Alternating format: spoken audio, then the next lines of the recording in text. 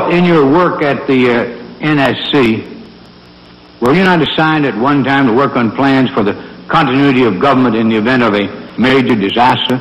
Mr. Chairman. I believe that question touches upon a highly sensitive and classified area, so may I request that you not touch upon that, sir.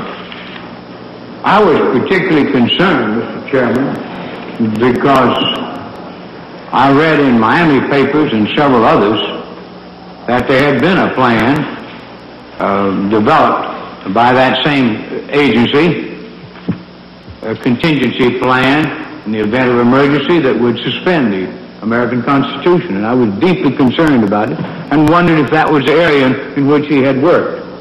I believe that it was. May I most respectfully request that that matter not be touched upon at this stage. If we wish to get into this, I'm certain arrangements can be made for an executive session. Lady from Ohio, the only way they can pass this bill is by creating and sustaining a panic atmosphere. That atmosphere is not justified.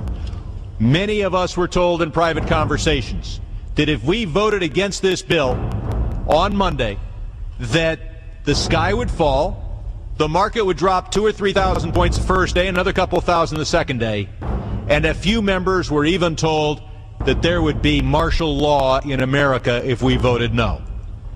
That's what I call fear-mongering. Unjustified. Proven wrong. We've got a week, we've got 2 weeks to write a good bill. The only way to pass a bad bill, keep the panic pressure on.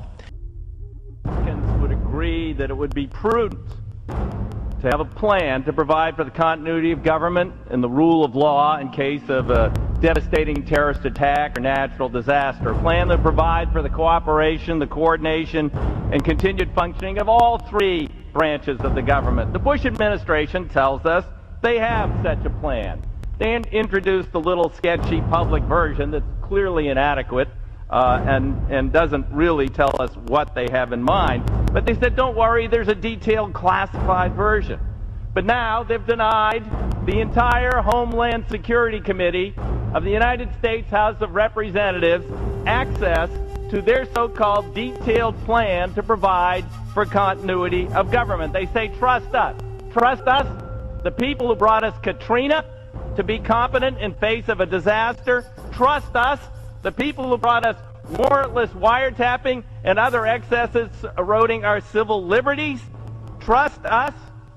Maybe the plan just really doesn't exist, and that's why they won't show it to us. I don't know. Or maybe there's something there that's outrageous.